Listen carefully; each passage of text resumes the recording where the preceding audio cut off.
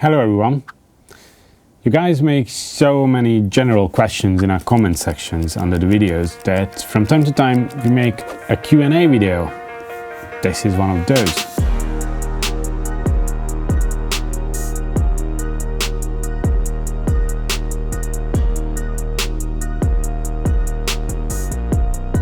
So we got all these questions on our Facebook and the Instagram post, which the YouTube guys posted, and I have never seen the questions you guys put me, so it's gonna be fun for me as well. So let's start this off by SJP Aquascape. I let my carpet grow too tall. I have trimmed it back and it's obviously now yellow due to the lack of light. Will it green up? Well, it highly depends on the actual state of the plant, but in most cases it will. And you can actually help the plant recover more quickly. For this, plant enzyme products such as ADA Green Gain or Seachem Flourish Advance, and I think Danelle has some plant enzyme product as well. So these type of products help your plant get in a better state more quickly. How long does a complex hardscape last in the studio? The more complex hardscapes we usually keep for at least 1 year, sometimes even 2 years or anywhere in between. But it also depends on when we need space for a new setup or how easy it is to maintain the tank. Sometimes we sacrifice more difficult aquariums to give space to some more simple ones. Is one of the signs of a balanced tank that the filter tubes never have any form of algae brown stuff? And do you need to clean inline CO2 diffuser every time you clean your filter tubes? Well, yes, the brownish stuff, it might be algae, it might be just some bacteria film, and usually what we see is as the tank gets more mature, you get less and less of this brownish discoloration or this brownish surface that gets stuck in the filter hose. As for the inline CO2 diffuser, depends on the type. Some of them you should clean every week, some of them you need to clean once a month or every 2 months. It's not in connection with the dirtiness of the filter hose. Out of all of them, what's your favorite scape that you've ever made? I think this year's IAPL seating, which you guys haven't seen yet and will see once the results come out. We're gonna have a video about the tank. And I think that's sort of how everything is in life. Always your newest creation is your favorite. As for the achievement of being able to do it, I love my avatar setup. How to handle CO2 distribution in a 10-foot or greater aquariums? Well, how long is 10 foot? It's 3 meters. Okay, in such a setup, I would definitely recommend adding CO2 from both sides. Definitely you shouldn't trust in the flow coming from one end distributing CO2 all around. In bigger tanks where we have 2 filters, we usually put a CO2 reactor on both of the big filters. I would say this goes anything over 2 meters, you should do this. What is your favorite plant and why? Mickey says Utricularia. Well, Utricularia looks really nice, but it's just a bitch of a plant. Can I say bitch? Yeah. The plant that I first started with and ever since, it's one of my favorite because of its minimalistic look, and that's the Eleucharis acicularis mini or Pusilla or whatever you call it now, the very short grass type of plant. What's one bad habit of Balázs when it comes to scaping? Hard to pick one. For me, his lack of planning. This morning I wake up, I have no idea what I'm going to do for this tank that I'm going to have to build today, and bam. So even when he has an idea what he wants to build, he doesn't really plan out when we work together. That's like a bad habit because I like to plan out everything as much as I can for a build. But that's not really a bad habit if it works for him, so it's just different than what I do. Explain a little bit about lean fertilization. Okay, so when we say lean fertilizers, we usually refer to lower levels of nutrients, and in most cases no nitrates and no phosphate added to the tank. The thinking behind this is that fish whenever they eat and then they create waste, that waste is going to turn into some levels of nitrates and phosphates. But on the other side, this means lower levels of iron and trace elements as well. So not just not using nitrates and phosphate, but all the nutrients are on a lower level than, for example, estimative index would be. I always say that this type of fertilization is safer from algae side, but you get slower growth and, for me, a bit weaker colors, especially on the green plants. Thoughts on a no-filter tank with minimal water changes? Why do some people find success with them, and how do you replicate that success? I don't know. Really. I've never done it. I've never ran a tank without filtration. I've seen quite a few tanks working like this without issues. If I look at it from like a technical perspective, I would say it highly depends on the environment where the tank is. Okay, so this one is from Geordie Scaper, a good friend from the UK. A lot of people think he's my dad, but he's not, believe me. Will you buy me a Ford Mustang? Any model will do, I'm not fussy. Well, I'm sorry, but well, maybe a Lego one. Not even that, sorry mate. I'm maintaining 2 tanks in a nursing home. One is a 200 litre with goldfish and the other is a heavily planted 300 litre tropical tank. Any suggestions regarding the duration of the lights? Because obviously we get a lot of visitors throughout the day and both tanks get easily infected by algae. We usually say that even in like public areas, it would be best to have the lights on for maximum 7 or 8 hours. In some cases it's not possible because they just want it to be lit up the whole day. To some level you can balance out lighting periods with the amount of light or the power of the light, so you can drop the amount of light dramatically and let it go for longer, but I would never go over 10 hours. What are the key aspects to have for a long-lasting scape over 1.5 years? One of the most important things when you do the setup is proper layering of soils, and what I mean, having a kind of substrate that is not dirt based but has bigger pieces like ADA power sand, or even fill the bottom with some crushed small pieces of lava rocks, because these are gonna help you keep your soil aerated. Once the tank is running, proper maintenance, proper dosage of fertilizers, adjusting fertilization, because with a tank over 1.5 years, it's usually you need to lower fertilization levels after some time. And also in 1.5 years a lot of things happen, so weather gets hot and then it gets cold. You need to adjust for that. What's the perfect budget for a 90 by 40 by 45 aquascape, and what's the limit of plants that I can put in that aquascape? Perfect budget, it doesn't exist.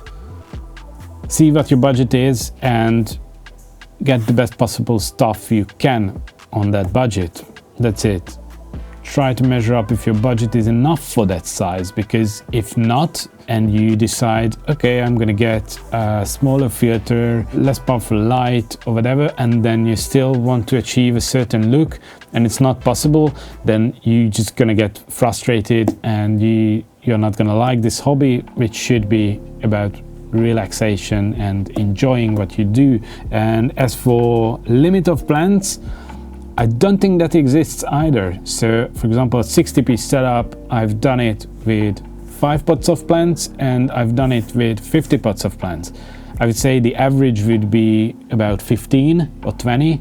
It depends on how many different kinds of plants you want to use as well. So there's a physical limit of how many pieces of plants you can actually put in an area, but that number is much higher than you would expect. Hi Green Aqua team, I have green hair algae issue. I've been in battle with this stuff almost 1 month and I cannot find any solution. Well, we have multiple algae guides in video form, in written form, so check those out. Green hair algae, this time of year, I would say it's in relation with water temperature. that's my best guess without having any actual information about your aquarium. Why don't you do collaborations with small YouTube channels? Well, we rarely do collaborations, but when we do, we don't really look at how big the channel is, or it doesn't have to be a YouTube channel. It can be an influencer, whatever you call, someone who people follow. We don't look at the numbers, we look at their work. So this is how we've had multiple aquascapers come to Green Aqua before and do builds for us, with us. It's much more about having fun. It's much more about the actual people. Yeah. When did Tommy Reacts Your Aquariums come out? Okay, so it's already out. The reason behind, and this is a good question, our video production is about 2 months ahead of what you see on YouTube. So by the time you see this, a lot of time has happened since we are actually shooting. So the video is out and you can find it here. Yes. How to improve my aquascaping as 13-year-old. Practice. Just build as many tanks as you can. Build as many hardscape as you can. So even if you don't have the means to do it at home, so buying multiple tanks and buying lots of hardscape, go to the nearest shop where they have the option to build in a dojo, and then you can just do it for practice. How to prevent condensation on the aquarium glass when using a chiller to maintain the aquascape at a lower temperature than the room. I am from South India. Average room temp is over 30 degrees Celsius. Using chiller at 24 to 26 degrees makes a lot of condensation on the aquarium glass, which obstructs the beautiful view. I'm sorry, I have no idea. It must be a nightmare to be an aquascaper in India. I mean, in temperature-wise. Which one is more important, pH or TDS measurements while using rocks that leach calcium into water? I usually say don't even test if you don't need to. TDS is something that we always test if you use reverse osmosis water or soft water, because you need a minimum level of salts in the water for the animals to survive, and not just to survive but to be well. And also you need some salts to keep pH stable. So if your KH, which is in correlation with TDS, if your KH is 0, then your pH is gonna just fluctuate all the time, which is not healthy to anything. But yeah, I think TDS is the more important aspect in any case, and higher TDS usually means higher pH as well. Not always, but it's a basic point. I would be very happy if you could explain starting in the dark without plants, all the pros and cons. Thank you very much. I've never done it, so I can't say all the pros and cons. I know the thinking behind it, why people do it, and it's really simple. When you use fresh soil, active soil, it releases lots of nutrients, and usually it releases ammonia as well, which can lead to algae problems in the first few weeks. That's why we do the regular water changes in the first few weeks, much more often than later on in the tank's life. Some people get around this by setting up the tank, putting in the soil, fill it with water and start your filtration. And the whole thing is in the dark, so algae can't start growing because algae needs to photosynthesize just like plants. In a few weeks your filtration is going to get rid of all the excess ammonia, and you get to that level of nitrification where ammonia is converted into nitrate, and the nitrate is converted into nitrate, which is already basically a fertilizer for your plants. If the shrimp shell is rarely cleaned, what can be released from it? How you clean them in such a big tank? Okay, so if you mean what I think you mean is the shell that the shrimps leave behind when they change their shells, it usually disappears in the tank. Other shrimps eat it, and they get nutrients from it, and they get certain beneficial salts from these shells. Actually, we always say that don't take out the shells because it's useful for the other shrimps. If you mean something else, then I'm sorry, I misunderstood. What is your bucket list location that you hope the aquascaping hobby takes you to? I really want to go to Iceland someday. I don't think aquascaping's gonna get me there, but the first on my list was Japan, and aquascaping got me in Japan, so let's see what happens. how to beat BBA. That's a really long topic, so check out our LG guides, because this video is not long enough for that. Is it important to replace factory filter media when you buy a new filter to biological media, for example Sika Matrix? In aquascaping in general, yes. We have separate videos about filtration in detail, you should check that out. But if I should just say a quick answer, yes, replace the biomedia, everything. Josh Sim, who is the most handsome aquascaper in the world? I don't know, you, mate. No, Jordiscaper, because people think he's my dad.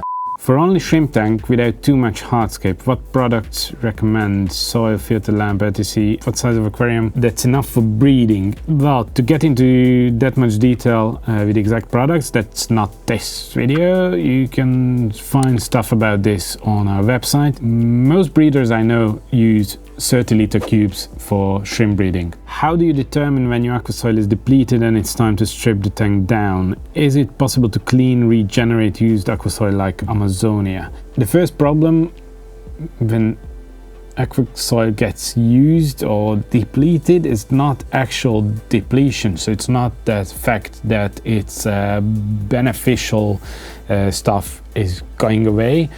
It's more that the flow actually breaks down the soil. This takes years. Depletion happens much sooner, but usually you don't even realize because your tank is stable enough to come over that factor. Reusing aquasoil, if you have a setup running for not too long, 6 months for example, and you want to rebuild for some reason, then I would say you can clean out your soil, so you can wash off any excess debris that's already broken down, and you are left with the perfect intact pieces that look the same as they did when you opened the bag. You can use that. Just definitely cover it with at least 1 centimeter of fresh soil on top. What is the purpose of having good high quality lights if algae will trigger from it, or can it be prevented? I'm hesitant to try. You can get algae from having your lights set too powerful, but you should also take into consideration the time that you have the lights on, so the lighting period per day, if you have CO2 or not. Above a certain level of lighting, you need CO2 definitely to balance out the excess light.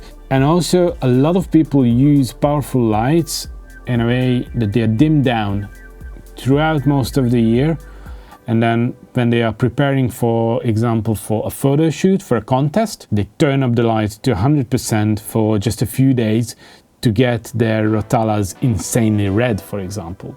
But that doesn't mean they run their powerful lights 100% all the time.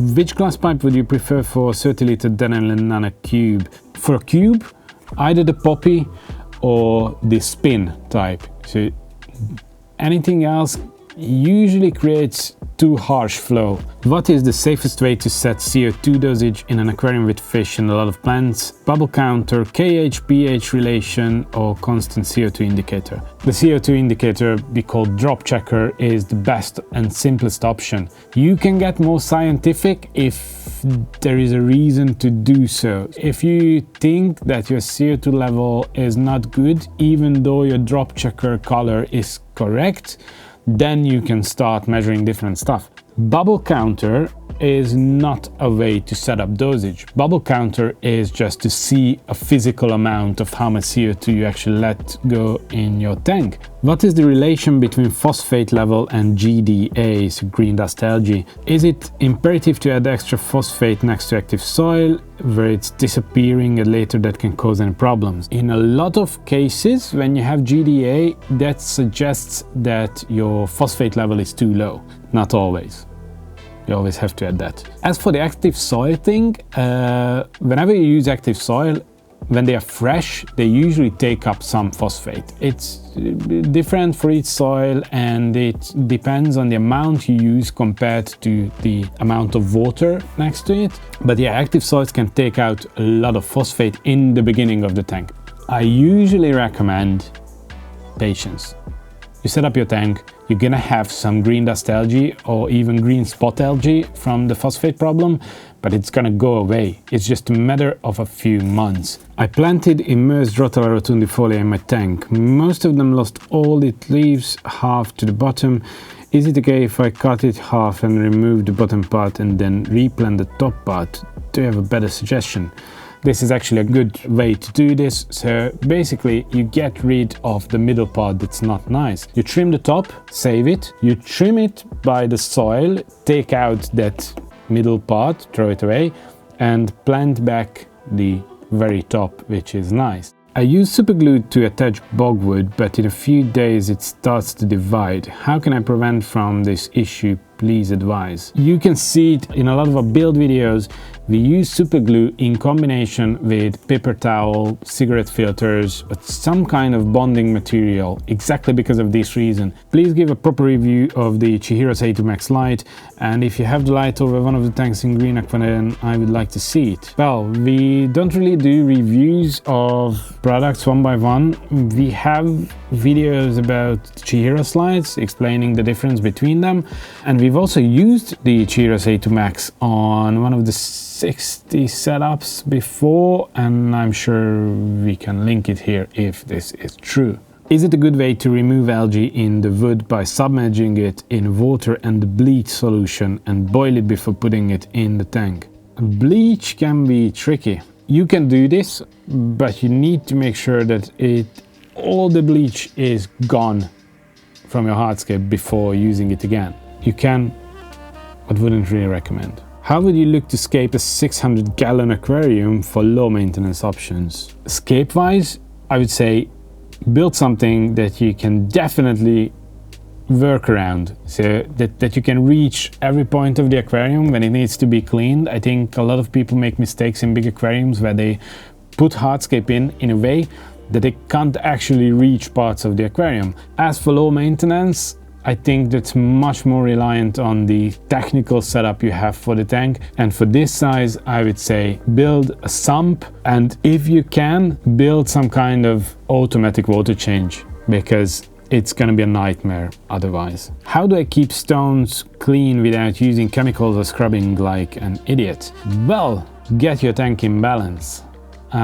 It happens after some time if you are doing everything right, and before that you need to scrub. Or you just leave the algae on it. Some scapes it actually adds to the scape. When are you going to start marine section? Well, never say never, but we are good at what we do, and with any kind of service we provide, we want to provide the same level. And we don't know much about marine aquariums. I think I'm gonna start a cooking channel on YouTube before marine stuff, because I have more knowledge about cooking.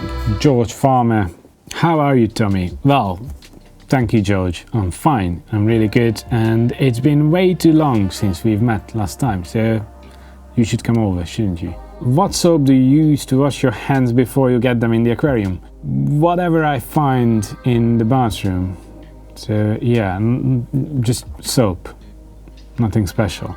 Do you do stretches, exercise before and after an aquascaping session? Well, I don't do exercise, period.